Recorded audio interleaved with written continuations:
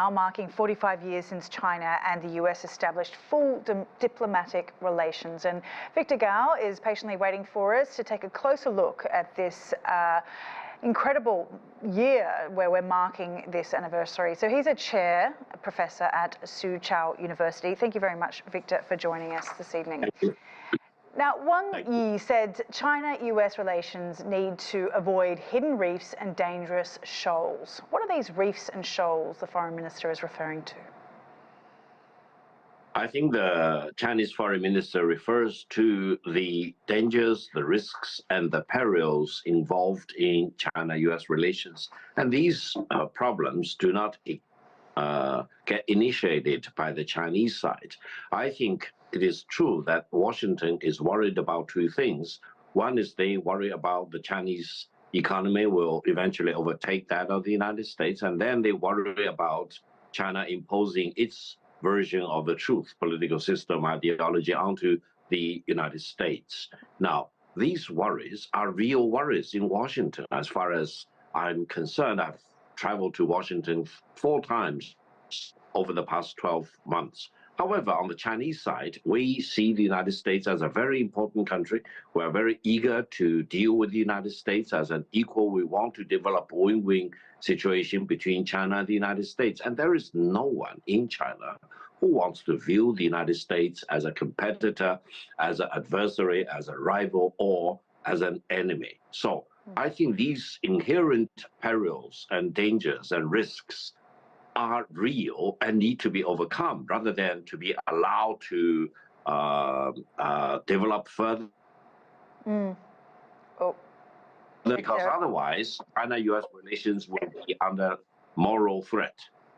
As you say, China's rise as an economic and military power has challenged US leadership for some time now. But in the last year, top US officials have made a concerted effort to go to Beijing.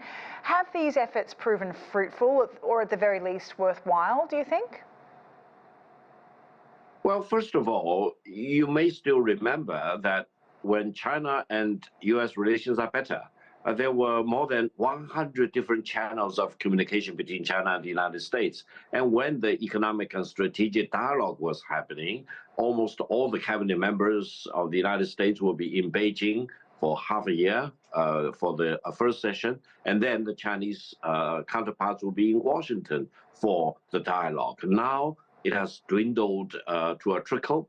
However, last year we did welcome about 5 or 6 very important cabinet member level officials to visit China, culminating in a summit meeting in San Francisco. However, from my perspective, what the United States is talking about is important, but more importantly, it will be what the United States is walking the walk.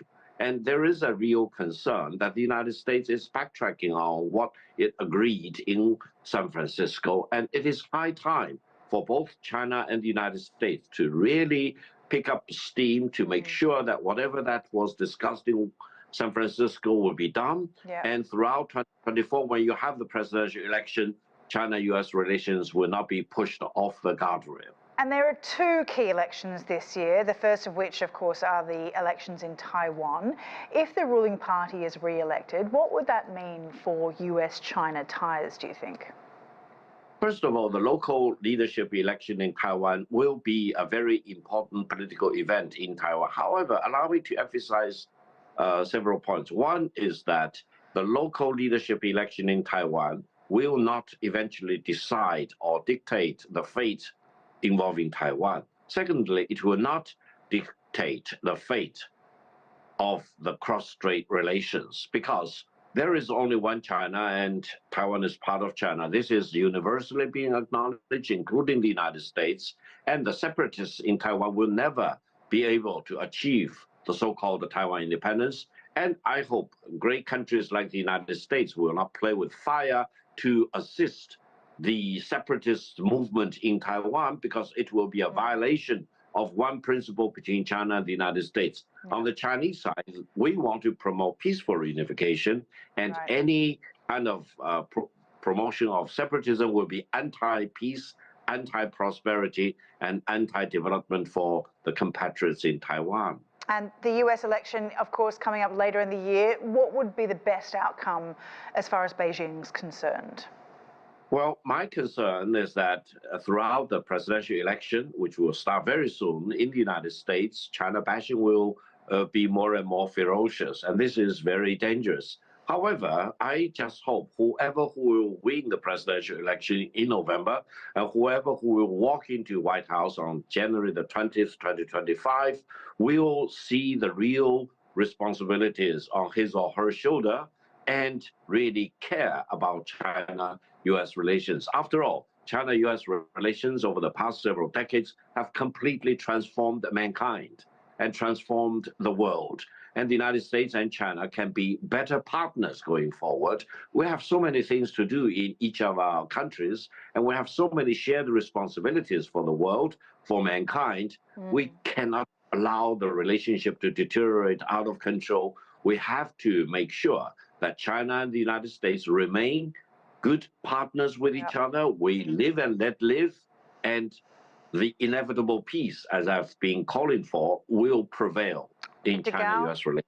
Chair Professor of Soochow University, really appreciate your time. Thank you very much for having me.